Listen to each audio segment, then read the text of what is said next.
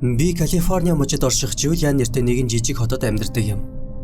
Анх эндхийн нэгэн гэр бүлээс байрыг нь хөссөн амьдарч эхэлсэн бөгөөд тэр үед байраа төгчүүлэхийн тулд хямд үнэтэй тавилга хайж азан таарвал бүр үнэгүй тавилга олоод авчих санаатай Craigslist рүү өдөр бүр орж үздэг байв. Зочны өрөөний буйдан зурагтын тавиур гэх мэт тодорхой хэдэн тавилга хайж байгаад зурагтын агч модон тавиурыг үнэгүй өгнө ямар ч өөс хэвгүй гэсэн дан том үсгээр бичсэн гарчтай зарыг олж харлаа. Шууд л анхаарлыг минь татсан тул би тэр даруй нээж үзээд хамгийн түрүүнд тавигдсан цагийг нь шалгасан. Энэхүү зар ердөө 2 цагийн өмнө тавигджээ. Сайн хэрэг. Зар дээр өнөөх зурагтын тавиурын зураг байх бөгөөд өөлөх юмгүй харагдсан. Description хэсэг дээр нь зарын эзэн ямар учраас тавилгаа үнэгүй өгөх гэж байгаа талаараа тайлбарлсан байв. Найз залуу цэрэгт явах гэж байгаа бөгөөд тавилгуудыг нь хадгалах газар байхгүй, зарах цаг зав гарахгүй, өөрөө болохоор аав ээж дээрээ очиж амьдрах гэж байгааг нь. Зарын доод хэсэгт утасны дугаар үлдээсэн байсан ба залгаж эсвэл мессеж бичнэ үү гэжээ. Би зурагтын тавиурыг маш их сонирхож байгаа тухайгаа илэрхийлсэн мессеж явуулав. Явуулсан мессеж маань ногоон өнгөтэй харагдаж байсан тул зарын эзэн надаас ялгаатай нь iPhone барьдаггүй юм байна гэдгийг мэдэж авсан. Ийм тохиолдолд цаад хүн нь миний мессежийг авсан хэсэг нь тодорхойгүй, их хвшлэн удаж байж хариу өгдөг. Тэгээд хариу бичиж байгаа хэсэг нь мэдэгддэггүй гэх мэт сул талтай. Ингэхдээ хаа очиж нөгөө хүн маш түргэн хариу ирүүлсэн юм. Тэрээр өөрийгөө Анна гэж танилцуулаад орой 9 цагт ажлаа тараад гэртээ харих ба хэрэг хүсвэл тэр үед гэрт нь очиод тавиурыг үзчихэж болно гэсэн байлаа. Би ч тэгээ гэж 10 секундын дотор л хариу явуулав. Ингээд тэр над руу гэрийн хаягаа явуулахад нь би баярлаа гэсэн бөгөөд тэр дахин хариу бичээгүй. Орой 8 цаг болж байхад би түүн рүү дахин мессеж явуулж очиж болох хэвээрээ эсхийг лавлсан хэдий ч хариу ирсэнгүй. Ингэсээр 8:30 болоход би санаа зовсондоо уцтаж үзэхээр шийдэв. 5 удаа дуудуулаад дууд шуудан руу шилжиж эхлэв. Би дууд шуудан үлдээгээгүй боловч тэрхүү дуудлагаас хэдэн секундын дараа одоо ирж болно гэсэн мессеж ирсэн юм. Ингээд би түүний хаягийг GPS дээр хийгээд машинаасаа явсаар заасан хаяг дээр нь хурж ирэв.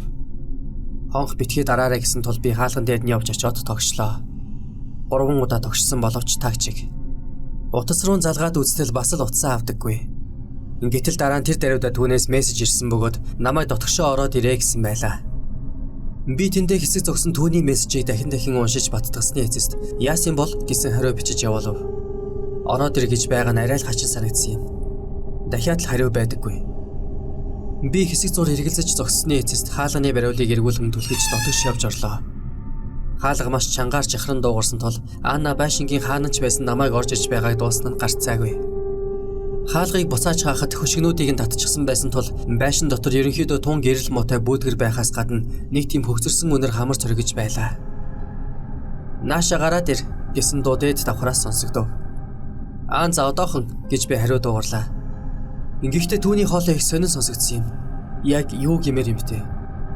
Ямар тач би шатаар өгсөн талд нь очиж байхдаа Аана мөн үү те гэхэд тэр мөн гэж хариулсан ба дахиад л түүний хоолой нэг л сонин сонсогдсон.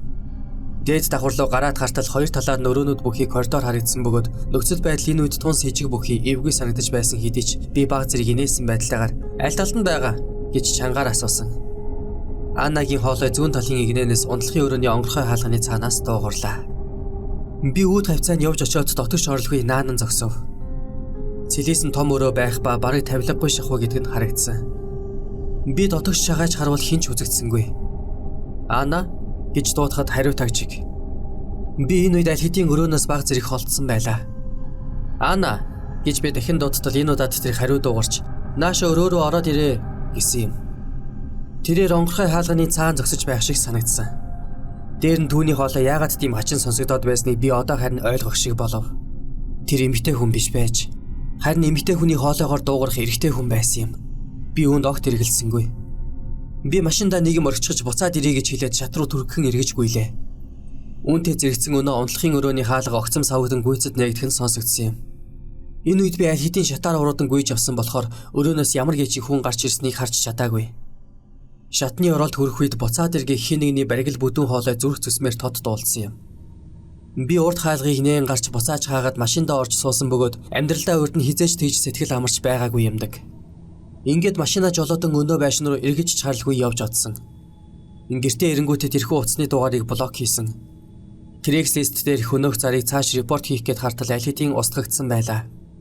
Гэхдээ одоо аюулгүй байхаа гэж надад санагдсан. Одоо тэр бол миний асуудал биш. Би тэр байшин руу дахиж хизээч зөвлөхгүй, мөн үүнд санаагаа чилээхгүй. Гэхдээ л шатаар өксөж байхад болон хаалганы цаанаас гарсан тэрхүү дуу хоолойг бодохоор одоо ч аймаар санагддаг. Би тэр үед зүгтаагүй бол яах байсан бол?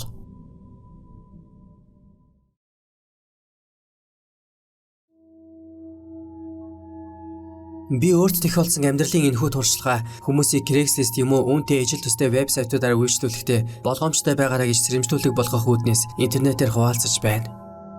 Би нэг удаа хуучин лэптоп буюу зөөврийн компьютер авчих санаатай Craigslist-ийн for sale хэсгээр хэсүүчилж байлаа.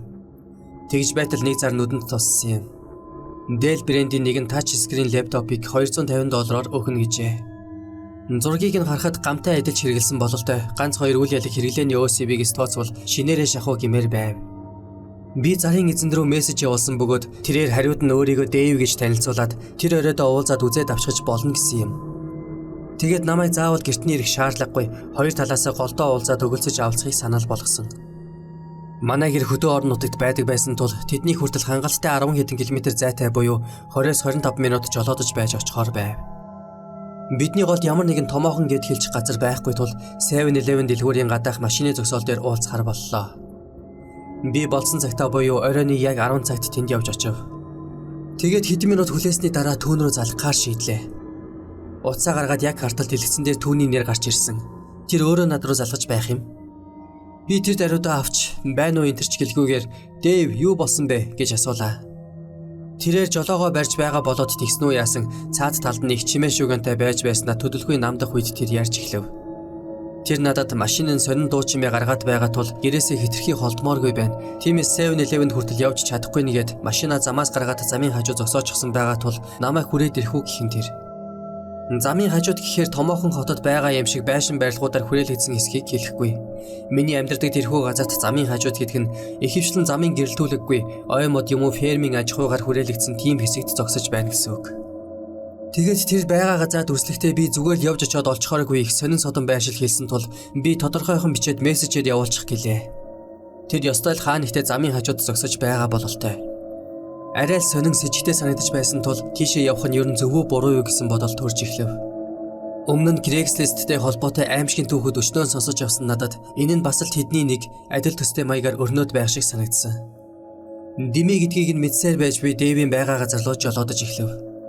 Түнэр харанхуй замаар 5 минут орчим давхисны эсэст замын хажууд парклсан машины арын гэрлийг олж харлаа.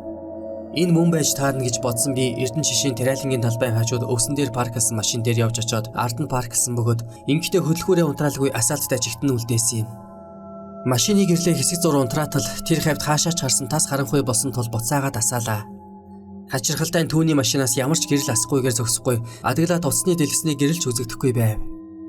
Би түүний утас руу залхтал ихний дуудалтаар уцаа авсан ба шейхэд Тариалангийн талбайраа орчихсон байна гэснээ намайг өөрийнх нь машинд ороод сууж бай буцаж очиод лэптопоо машин дотроо үзүүлчихийгээд намайг хариу дуугарч амжаагүй байтал уцаа тасалчихлаа.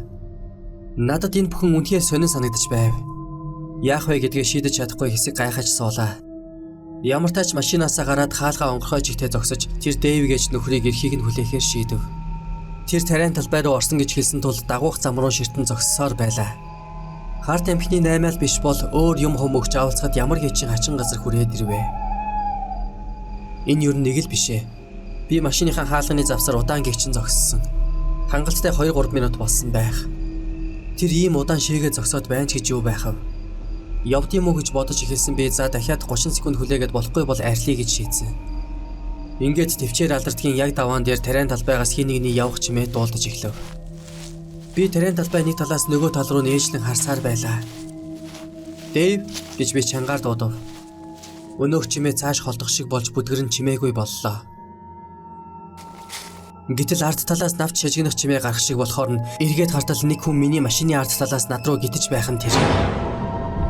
Яг л миний айж байсан зүйл. Би машиндаа ухсхийн суугаад хаалгаа гүйцэд хааж амжаагүй шахам хаазаж тэндээс зайж утсан. Хөдөлгүүрээ унтраалгүй өргөсөндөө би өөртөө талархаад баршгүй. Унтраацсан бол би амжиж зүгтэж чадахгүй ч байх байсан юм билүү. Дотроо сэтгэлийн гүндээ бол би тэрхүү нөхцөл байдал арай л хитрхи сэжигтэй байсныг мэдэж байсан. Гэхдээ бид иймэрхүү зүйл бидний хэн нэгэнд үнэхээр тохиолдно гэж санана гэж үү? Иймэрхүү зүйл чинь аим шиг кинон дээр л гардаг болохоос бид өөрийн биеэр мэдэрч туулах тохиолдол байх юм гэж бодсонгүй. Ямар тач энэ түүхийг би ойр дотны гэр бүл найз нөхөдтэй ярьсаар л байх болно.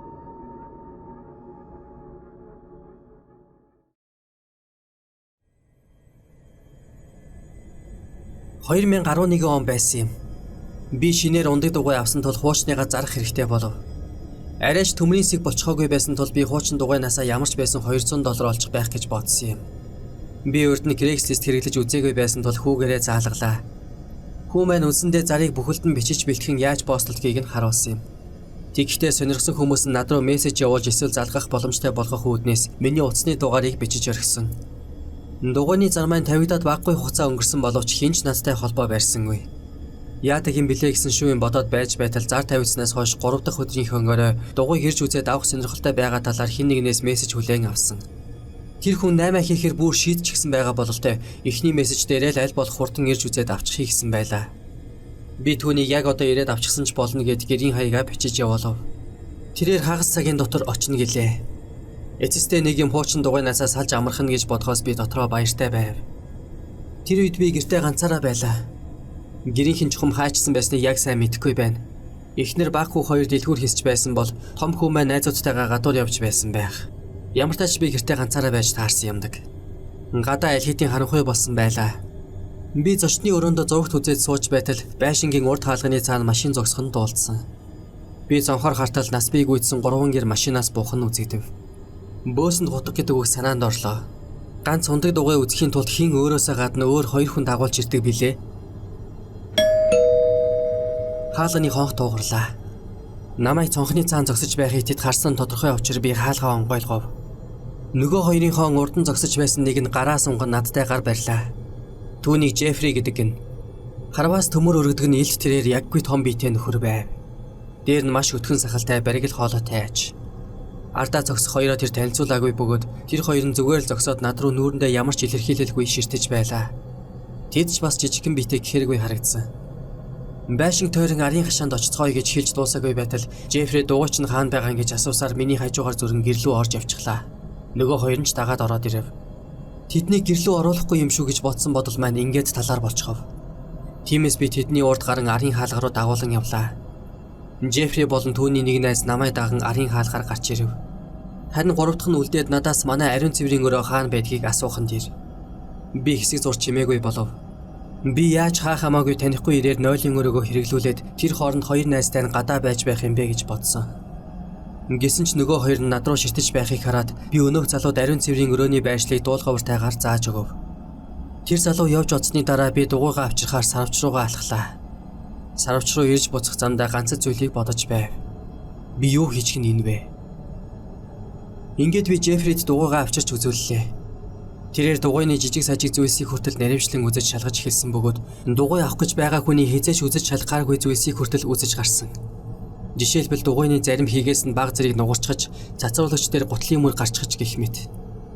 Түүний тавьсан асуултуудад хариулж, мяалх орлогоотыг нь яцаан дугуйгаа өмгөөлж хамгаалсаар нөгөө 0 орно гэд явсан нөхөр алга болсон чигтээ бараг 10 минут болж байгааг сая л анзаарав. Би өнөө хоёрт дугуйг үзэж байгаарай, удахгүй буцаад ирье гэж хэлээд байшин руу орж, дээд доод давхарт байх нойлын өрөөнүүдээ хоёулангийн шалгасан боловч хоёулаа хоосон байлаа. Энэ үед доор зочны өрөөнд маань хүмүүс холхиод ярилцаад явахын дуулдаж, Жеффри миний нэрийг дуудах нь сонстов. Тэд дээд давхар руу шатаар өксөж эхэлсэн ба Жеффригийн хоолой гарч, зүгээр л ярилцээ, санаа зовох хэрэггүй, гих шиг болсон. Би хэтрүүлж байгаа ч юм биш, тэр үед миний зүрх салганаж байсан. Тэр өдөр бол амьдралын минь сүүлчийн өдөр юм байна даа л гэж бодсон. Би нойлын өрөөний хаалгыг симэрхэн хаагаад дотроос нь төвчиж орхилоо. Гэхдээ гэрлийг нь унтраастай хിവэр үлдээсэн. Тэгээд утсаа гарган 911 руу залгаж, өөрийн чадах хамгийн нам дурангөөр шивнэн байж, цагдаа нарыг яаралтай явуулаач, үгүй бол би 10 минутын дотор амир үдэж болзошгүй байна гэж хэллээ. Оператор эмэгтэй намайг 50 байхыг хүсээд, нөхцөл байдал яг ямархуу байгааг надаар тайлбарлуулсан юм. Тэгээд соочтой өрөөнд байгааг минь сайн хэрэг гээд цагдаа нар очтол хүлээж байгаарай гэв. Хөлийн чимээ нойлын өрөөний гадаа ирээд зогслоо. Тэгснээ хин нэг нь хаалганы бариулыг эргүүлж үтсэн. Тэгэд цоочтой байгааг нь мэдснийхээ дараа тэдний нэг нь нам дөрөнгөөр өнөөч нь энэ дотор байна гэж хэлв. Би операторт тэд намайг олчихлоо гэхэд харилцааны цаанаас намайг байрандаа байж бай гэсэн. Хаалганы цаанаас юм дуулдахгүй хэдэн секунд байсны дараа аимшигтай чанга дуугаар дэлсгэн тэр. Тэгээд дахиад дэлсэн. Дараа нь дахиад нэг. Тэд хаалгыг өшөглөж эвдэхийг оролдож байв. Би цагдаа нар одоо баг ирж байгаа шүү гэж хашгиртал өшөглөх чимээ намдсан юм. Тэгээд тэд хоорондоо юм шивнэлж байснаа шатаар уруудан бууханд сонсогдлоо. Би цагдаа нарыг гэртэл нойлын өрөөнөөс гараагүй. Нилээд олон зүйлс маань алдагджээ. Галзуухны өрөөний тавиар дээр байсан төрөвч, бугуйн цагнууд, iPad, тэгээд мэдээж арын хашаанд байсан ундаг дугуй гэх мэт. Цагдаа нар намайг амьд гарсандаа өөртөө талархах гэж хэлсэн. Би ч талархаж байсан л да. Гэхдээ ийм зүйлийн дараа би яаж баяртай байж чадах билээ? Мөн нэг цагдаагийн хэлснээр тэд ариун цэврийн өрөөний хаалхыг эвдэн орох гэж байснаас нь үзвэл намайг алах гэж байсан нь бараг л тодорхой байсан гин. Үүнийг бодхоос үнэхээр аимшигтай. Энэ бол миний Craigslist-ийг хэрэгэлсэн эхний бөгөөд эцсийн тохиолдол байсан юм.